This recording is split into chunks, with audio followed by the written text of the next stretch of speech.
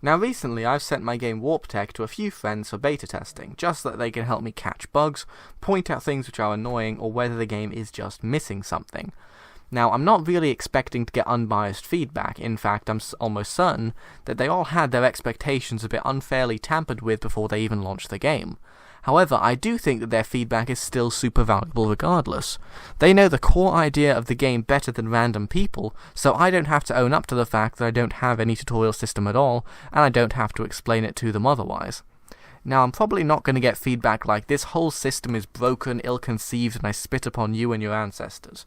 If I get feedback like that at this stage, then fuck me, it is a good thing I didn't show anyone this pile of garbage before I am able to fix it.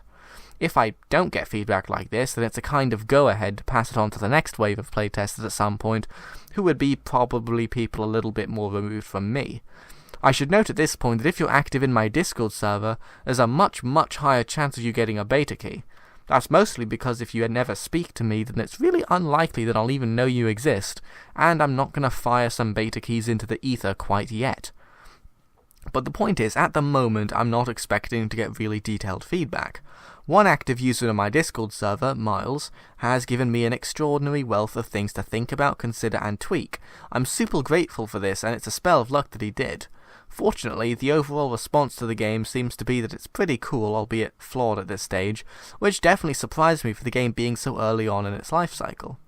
The important thing about selecting playtesters is to make sure that they have some kind of analytical and game design oriented mind, so as to pick out things that are cool and fun and be able to present them.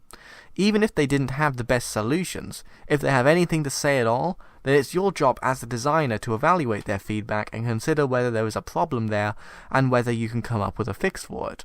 With less experienced game designers or with completely random people, i.e. the average consumer, they probably will give you a high quantity of garbage advice.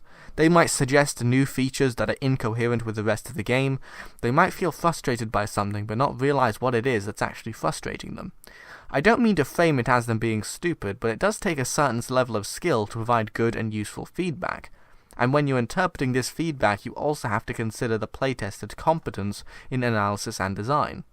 Now, lucky for me, out of the 3 people who playtested WARP-TEK, 2 of them were analytically minded game developers. The third was my brother, and he didn't give me shit for feedback, so I'm gonna pour syrup into his bed.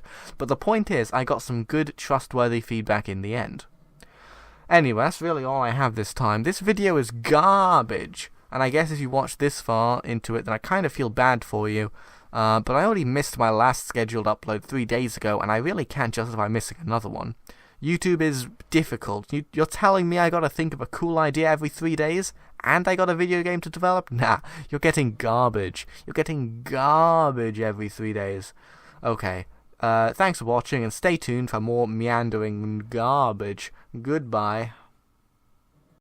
Alright, so because I can't remember to self-promote to save my life, I have to add this bit on the end separately, so feel free to like the video, subscribe to the channel, or leave a comment, do all that stuff that's good for the YouTube algorithms and by extension me.